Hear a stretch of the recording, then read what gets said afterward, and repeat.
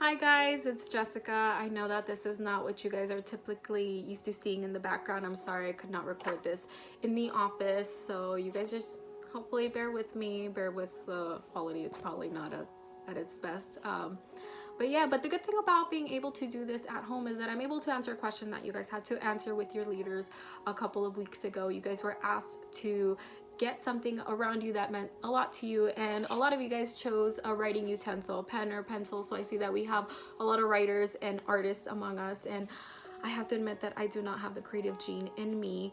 But what I would have shown you guys if I was in your group answering the same question is these two. I know I'm a little too old to have stuffed animals, but these were something I could not part with when I was decluttering my room. So this little duck I got when I was 14 years old. I was in Mexico, in Guadalajara, picking out my quince dress, and when we were leaving, I believe it was, my dad picks this up and he asks me if I want it. And it's not what he said, but it's how he said it. He said it with so much emotion and so much of desiring to show me his love that I couldn't say no at the time. I knew I felt very like too old to have a stuffed animal, but I just couldn't say no. And now every single time I look at it, I don't see a duck, but I can still hear my dad's words and the emotion that he had when he said it. So this is something that I cannot part with. Yeah, not right now. And this is actually, well, let me see if I can show you guys, if I can find it. It's not a stuffed animal, it is a dog toy. And this was the last dog toy I have from my dog who passed away in March. I had him for 14 years. He was my dog. He was not the family dog. He was my dog. And the beautiful thing about having to take care of him is that I learned to love in a different way. I learned to love something that fully depended on me, whether he was fed, whether he was played with, whatever it was. Like, I had something that looked to me for everything, and it was just such a beautiful experience to learn to love in that way and to learn to take care of something in that way. And so whenever I hold this, I feel like I'm almost holding my dog again. So can't part with this either. And today's actually going to be a different day because I'm going to talk a little bit about myself and something that I went through that that I hope helps you guys in your journey, whether right now or later on in the future. But I really hope it speaks to you at some point in your life, and that I can help you guys within that journey at that point whenever it comes. So what I wanted to talk to you guys about, well, let me start by saying that I feel that I grew up very blessed in the sense that I grew up not having to deal with a lot of mental health problems. So growing up, when I was in high school, I dealt with stress just like everybody else, but I didn't really go through anxiety or depression, panic attacks, anxiety attacks. Like, I didn't go through any of that. Even when I was in college, I do remember some instances where I had I believe they were panic attacks, but it was so small, so honestly almost inconsequential, that it didn't really have a lasting effect, or it didn't really feel like it changed anything. But that changed, like, I would say maybe about 5 years ago. Like I said, I had never gone through situations like this, so I didn't understand what was going on. I didn't know how to describe it. I literally didn't know what it was, which made it all the more scary when it happened. So I don't exactly know what happened first, if it was the nightmares triggering the panic attacks, or it was a panic attacks that triggered the nightmares. But I eventually got scared of going to sleep. I would hold off till the very last second. I would watch movies, watch whatever, read whatever it was, just so that I wouldn't have to go to sleep. And like I said, I didn't understand what was going on, so I felt like I was going crazy. I felt like I was losing a grasp of my mind, and it went from like maybe a couple times a month to a couple times a week to nearly every day. And at this point, I just felt so spent, so tired, so wasted, so you name it, that whatever of my mind was left, I felt was attacking me. And in this sense, I mean that I I was trying to figure out, well, actually I wasn't even trying to figure out, it came to me so fast. It almost feels like it wasn't my idea, but I figured out how to kill myself. I remember throughout this whole entire process, I didn't want this, and I just remember praying and begging to God like that to help me fix this, that I just wanted this to be over. I didn't understand what was going on. I just wanted it to be over. And just bringing him in, and it felt like it helped, but it didn't feel like it was getting better.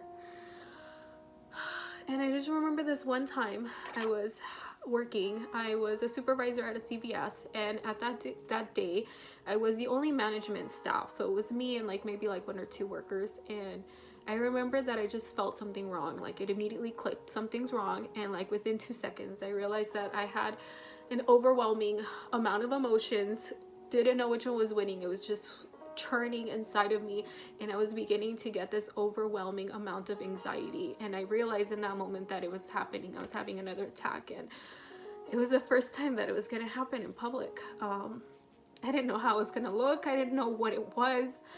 I didn't know if my staff would be able to help me, how they would see me, how the public would see me. And I just felt like there was nothing left for me to give. I had no energy, no hope, no nothing. So like my Hail Mary, my last chance, my last hope was an instinct that I feel that a lot of people in our faith might have. Is I grew up praying the rosary every single night, so just instinctually, like it just snapped, and I was praying the Hail Marys, and I was begging Mama Mary to intercede for me because I just had nothing to give. And before I even finished a decade, I felt better. It was crazy, it was intense, because for the first time in that time of my life, I felt hope. And for the first time, I felt like I was gonna get through this. For the first time, I felt like I wasn't going to have to kill myself. Now, I want you guys to understand this, especially if you guys have never gone through this. This is not a desire. It's when you go through this, it's not that you want it. It's that you feel like it's your only choice. And that's how I felt. I felt trapped in this journey leading me to my death. Every single day I felt like I was victorious. I made it another day, but it also felt like another day closer to me having to do something that I really didn't want to do. And I remember that when that plan came into my mind, I was bawling, I was crying and just begging God, because I wasn't ready to have to do that. And that's not what I wanted. And in that instance, with Mama Mary's intercession, I realized that that wasn't going to have to be my end, that wasn't going to have to be my life. And what I wanted to talk to you is not about hope. It's not about persistence. It's not necessarily prayer, but it's faith. When we're talking about faith, a lot of the times we think about faith and we think about it's just a belief that we have in our heads and in our hearts. I believe that Jesus came, Jesus died, and Jesus resurrected. And no true historian is going to deny the fact that Jesus was here, Jesus died, and with 500 witnesses at one point after his resurrection, you can't really deny that he resurrected, that he was alive after his death. You know, so we know that Jesus was here, that he made a lasting impact here. But to be Christian, to be a Christian, is to be a follower and a believer of Jesus. So what that means is that my faith is not just something that I hold in my mind or in my heart, but it's something that transforms me and transforms every single action that I do. So how did my faith save me? Didn't really sound like I did much, right? But what I did is I built a relationship with God. In that moment where I was so scared and I didn't know what was going on, I let him in. And I do admit that it took me a while to let him in fully, but I did let him in. I let go of control and I let him take the wheel, which is what a lot of people say. Sorry, it's a little cheesy there. But yeah, and when I did that, it transformed my relationship with God. It transformed my future. It transformed just everything of me. Now, whenever I go through anything of this nature, I don't feel alone. I don't feel like it's the end. And I go through this journey with so much hope and so much faith that it's going to be okay, that it doesn't feel that big of an obstacle anymore. And don't get me wrong, for some people this is a tremendous obstacle, but something about that moment just changed my perspective on anxiety, and or just how, when it comes in my life, how I feel about it, or how it impacts me emotionally, I guess you could say. And I want you to understand that when we have our faith, it's not just something we believe in, but it's something that alters our actions. And I just want you guys to understand that it's very easy for us to say it, but it's hard for us to let God in when we feel that we are not enough, when we feel that we lack something, when we feel weak, ugly, pathetic, whatever it is. And I just want you guys to understand that in that moment where I felt like that the most is when he wanted to love me the most. It's when he wanted to carry me the most. It's when he was just there practically begging for me to open the door and allow him in so that he could be there for me in this hard time in my life. And so I wanted to talk to you guys about another saint. I love talking about saints with you guys because I know that hearing that we already came in with a sin and that we are going to sin, it's so easy to feel defeated. But I want you guys to understand that these saints are not these just amazing people who were just perfect. They lived and they sinned just like us, but they continued to say yes to God every single day, and that altered who they were and what they did and their purpose in life. And I wanted to talk to you guys about a saint too. I'm sorry, I'm gonna botch up his name. It's Mark G. Tien Cheng. He was Chinese, and he grew up in the 1800s. And you know, like, I feel like we all understand at least one aspect of Chinese culture, and that's honor. What you do does not just affect yourself, it affects your family, it affects your family name, it affects the way that when they walk out, if they can walk out with pride, with dignity, with respect, or if they walk down in shame with their heads down because of not their actions, but someone in their family and what they did. But this man was a doctor. He was a doctor, and he was a Catholic, believed in his faith fully. He went out and helped people who could not afford medical attention, and he went and helped them out anyway. So he was somebody that I believe his family could look at with pride and say, this is my father, this is my father-in-law, this is my grandpa. But in the line of work, he got injured. He injured his back, and at the time, 1800s, they didn't realize that what they were going to prescribe him was going to change his life altogether, and they prescribed opium. They didn't realize how highly addictive it was. And like I said, nobody really understood how highly addictive it was. So it changed from a man that changed so many people's lives to a man that was now not in control of himself, but opium was in control of him. It really affected him, but he was still very practicing Catholic, believed in God and everything that he was. So he continued to go to confessions and confess this sin, that he was abusing this drug over and over and over. And like I said, at the time, they didn't realize what opium was and what it did. So this priest eventually told him, you know what, I see you confessing the same sin, and I see that you're not really making an effort to move past it. So I cannot forgive the sin, and you cannot practice the sacraments anymore. And I imagine how hard it must have been to hear that. But this was a man who, having his faith, altered his life altogether, and it did not change his mind on who God was and what he was capable of doing in his life. So what he did was he continued to go to mass. He continued to go to mass for 3 whole decades, over 30 years that he was able to go, but was not able to receive communion, was not able to receive his Savior. He was not able to receive the body and blood of Jesus Christ. But he continued to go, and beyond continuing to go, he continued to pray. And his prayer became, Lord, let me die a martyr's death, because maybe if I die a martyr's death, you will accept me into your kingdom. And over he prayed this. And in 1900, when the Boxer Rebellion came to be, they rounded up his family. They rounded up the non-desirables, and among those were Catholics. And when his grandchild saw his grandpa, and they were taking them, he taking all of them, he asked him, he's like, Grandpa, where are we going? And he told him, we're finally going home.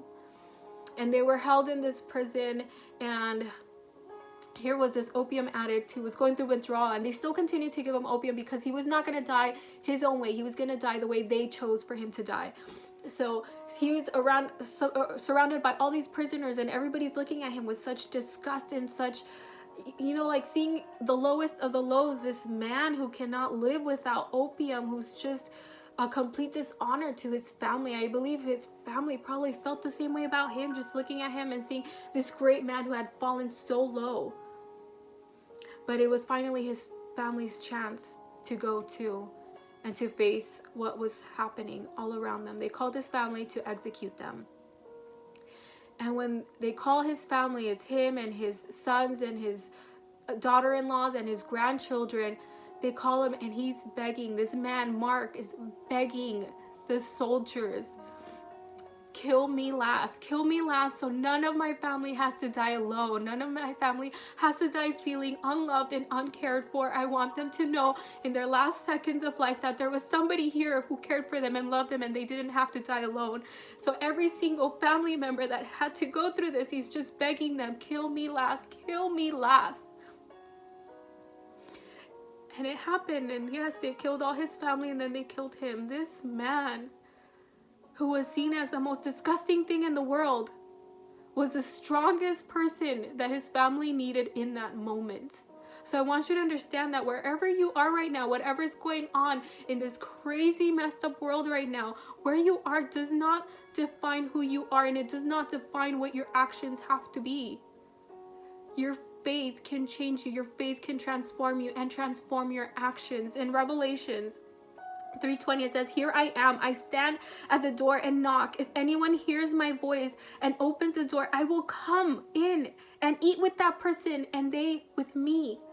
Here is our Lord knocking, and he wants you to listen no matter what situation you're in, because he wants to come into your life and he wants to transform it. But faith is not just a belief, it's an action, and it is your turn to say yes. So I hope that you can say yes. If not today, hopefully soon, so that this journey that we're going through doesn't have to be so ugly, doesn't have to be so hard, and doesn't have to feel so alone. We care for you. We love you. We miss you guys. I know that we haven't really seen you guys, only except for parent orientation, but we can't wait to see you guys, and we'll be here if you need anything at any point. Thank you for listening to me. Thank you for listening to my story, and I hope it helps you in your journey. Thank you.